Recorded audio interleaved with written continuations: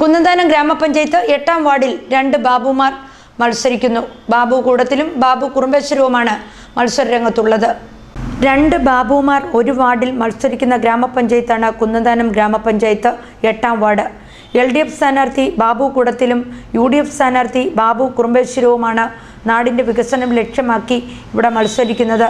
ബാബു കുറുമ്പേശ്വരം കഴിഞ്ഞ 20 വർഷമായി കുന്നന്താനം ഗ്രാമപഞ്ചായത്ത് മെമ്പറാണ്.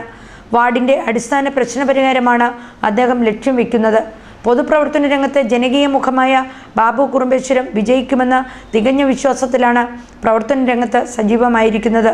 ഞങ്ങൾ ഈ പ്രാവശ്യത്തെ ഇലക്ഷൻ്റെ ഒരു റൗണ്ട് പരിപൂർണമായി ഞങ്ങൾ ഒരു വീട് കയറി കഴിഞ്ഞു. ഞങ്ങൾ ശുഭാപ്തി പ്രതീക്ഷയിലാണ്. ഒരു 100 വോട്ടിൻ്റെ മേൽ ഭൂരിപക്ഷത്തിൽ ജയിക്കാം എന്നാണ് ഞങ്ങളൊരു വിശ്വാസം. ഞങ്ങൾ 3 സ്ഥാനാർത്ഥികളും പഞ്ചായത്തിലായാലും ബ്ലോക്കിലായാലും ജില്ലയിലായാലും ഒത്തൊരുമിച്ച് ഒരുപോലെ ഞങ്ങൾ പ്രവർത്തനങ്ങൾ മുഴുകിയിരിക്കുകയാണ്. നല്ല വിശ്വാസത്തോടുകൂടി ഞങ്ങൾ പ്രവർത്തിച്ചു വരുന്നു. കഴിഞ്ഞ 20 വർഷമായി ഞാൻ ജനപ്രതിനിധിയായി കുന്നന്താനം പഞ്ചായത്തിൽ ഉള്ളയാളാണ്.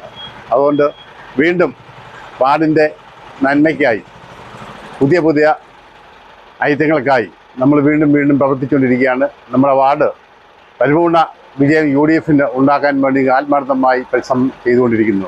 മല്ലപ്പള്ളി ബ്ലോക്ക് പഞ്ചായത്ത് പ്രസിഡന്റായ ബാബു കൂടത്തിൽ ഒരു തവണ കുന്നന്താനം ഗ്രാമപഞ്ചായത്ത് മെമ്പറും ഒരു തവണ മല്ലപ്പള്ളി ബ്ലോക്ക് പഞ്ചായത്ത് മെമ്പറുമായിരുന്നു.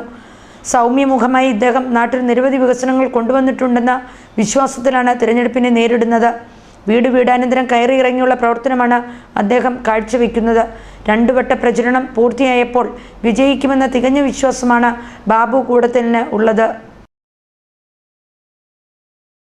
ഡിസംബർ മാസം 9-ാം തീയതി നടക്കുന്നതായ തദ്ദേശ സ്വയംഭരണ തെരഞ്ഞെടുപ്പിൽ കുന്നന്താനം പഞ്ചായത്തിലെ 8ാം വാർഡിലെ സ്ഥാനാർത്ഥിയായി ഞാൻ മത്സരിക്കുന്നു.